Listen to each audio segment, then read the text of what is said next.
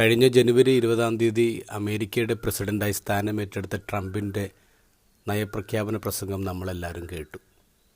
അദ്ദേഹം പ്രസംഗം ആരംഭിച്ചത് ഇങ്ങനെയാണ്: I felt providential hands of A loving God എന്ന്. പക്ഷെ തുടർന്നുള്ള അദ്ദേഹത്തിൻ്റെ തീരുമാനങ്ങൾ കേട്ടപ്പോൾ നമുക്ക് മനസ്സിലായി ദൈവത്തിൻ്റെ ഒരു കരുതലും ഇല്ല തീരുമാനങ്ങളിൽ നിന്ന്. അദ്ദേഹം പറഞ്ഞത് ഇല്ലീഗലായിട്ടുള്ള താമസക്കാരെയൊക്കെ അവിടെ നിന്ന് പുറത്താക്കും. ഇനി അമേരിക്കയിൽ 2 ജെൻഡേഴ്സ് മാത്രമേ ഉള്ളൂ.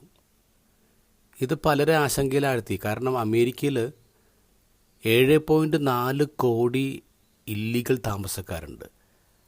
അതിൽ 7.25 ലക്ഷം ആൾക്കാർ ഇന്ത്യക്കാരാണ്. അവരൊക്കെ പേടിച്ചിരിക്കുകയാണ്.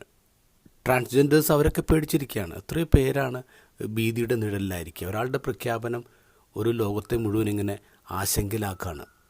അദ്ദേഹം പ്രസംഗം അവസാനിപ്പിച്ചെങ്ങനെയാണ്: the golden age of America has begin right now എന്ന്. എന്ത് ഗോൾഡൻ ഏജ് ആയിരിക്കും ഇനി വരാൻ പോകുന്നത്? ഇന്നത്തെ ഗോസ്പലിൽ ഈശോയുടെ നയപ്രഖ്യാപന പ്രസംഗം നടത്താണ്. ആരംഭിക്കുന്ന ഇങ്ങനെയാണ്: കർത്താവിൻ്റെ ആത്മാവ് എൻ്റെ മേലുണ്ട്. ആ വരി ശ്രദ്ധിക്കണം. കർത്താവിൻ്റെ ആത്മാവ് എൻ്റെ മേലുണ്ട്. കർത്താവിൻ്റെ ആത്മാവ് ഉള്ളവന് പിന്നെ എന്താ പറയാൻ പറ്റുന്നത്? എല്ലാവർക്കും മോചനമാണ്. ദരിദ്രർക്ക് സുവിശേഷമാണ്. അന്ധർക്ക് കാഴ്ചയാണ്. അടിച്ചമർത്തപ്പെട്ടവർക്ക് സ്വാതന്ത്ര്യമാണ്. ബന്ധിതർക്ക് മോചനമാണ്. സ്വീകാര്യമായ വത്സരമാണ്.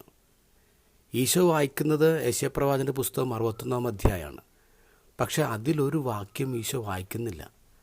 61-ാം അധ്യായം 2-ാമത്തെ വാക്യം, നമ്മുടെ കർത്താവിൻ്റെ പ്രതികാര ദിനം. ഇത് ഈശോ വായിക്കുന്നില്ല. കാരണം എന്താ? കർത്താവിന് പ്രതികാരം ചെയ്യാൻ അറിയില്ല. സ്നേഹം മാത്രമാണ് കർത്താവ്, പ്രതികാരമില്ല. നമ്മുടെ ലോക നേതാക്കന്മാരൊക്കെ കർത്താവിൻ്റെ ആത്മാവിനാൽ നയിക്കപ്പെട്ടാൽ ഈ ലോകം എത്രയോ മനോഹരമാകും.